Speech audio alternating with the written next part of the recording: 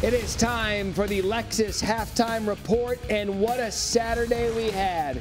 Tennessee, Arkansas in the nightcap. Tennessee, a rough time scoring. Here, Dylan Sampson puts them up 14-3. We're used to seeing a high-powered Tennessee offense, but they had trouble with this Arkansas defense. And really lack of offense right to the end of the game. JaQuindon Jackson now 14-10. Tennessee still up. Yeah, and Arkansas was trying to slow the game down. They kept Tennessee in front of them all night and tried to play some ball control. Malachi Singleton, he's the backup quarterback. Taylor Green out. He puts them up 19-14. And Tennessee knew that Arkansas had to run the football. He only threw it 3 times. And in this situation, they let him score at the end. What happened here in the final play? Well, you've got to throw the ball into the end zone. You have to give your team a chance. The game's over. Just throw it up for grabs. You can't run out of bounds. First top 5 win since 2007.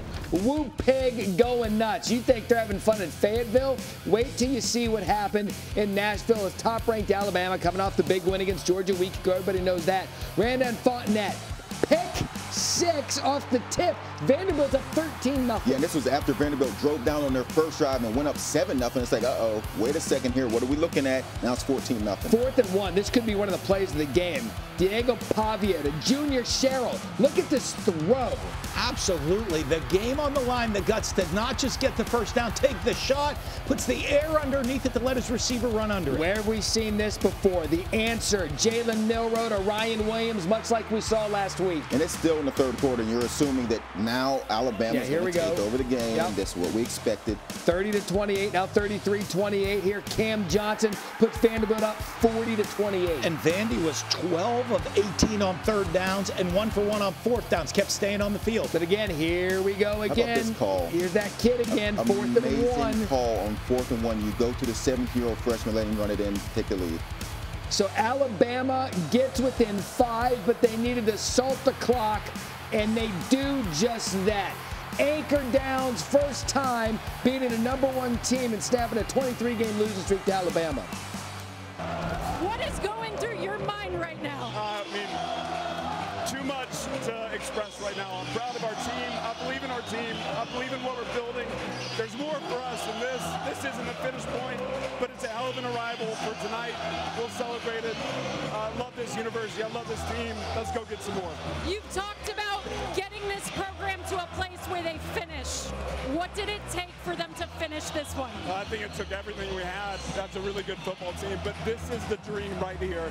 And for the next 12 hours, I'm going to enjoy the dream. We got more ahead of us, but this is what Vanderbilt football needs to be about. Big wins on big stages. We're going to go get some more. Might be a dream for Clark Lee, but it is a nightmare for Kalen DeBoer. Welcome in. Lexus halftime report. Dan Mullen, Joey Galloway, Matt Barrie. Joey, Alabama moved up to #1. They were on top of the college football world, and then this happens. Yeah, Vandy happened, and they played well. This wasn't a bunch of mistakes by Alabama, some trick things happening. Outside of the tip interception for a touchdown by Vandy, they were really good on the offensive side. They possessed the ball for 42 minutes out of the 60. They kept Milroe, they kept Ryan Williams on that sideline, and they kept converting 3rd downs. They were amazing on 3rd and 4th down, and at the end you kept thinking Bama's going to get one stop here, and they just could not get a stop because of the play calling and the execution by Vandy. That's a good point. Vandy won the game at the end. Yes. They had the lead and they won the game. They got the first downs when they needed them. And then Tennessee, 1 goes down and then 4 goes down. Well, when you go and play on the road in the SEC, when they say it just means more, it means more because you got to go into every one of these stadiums. The last 2 weeks, Tennessee have gone on the road. Oklahoma last week, this week at Arkansas.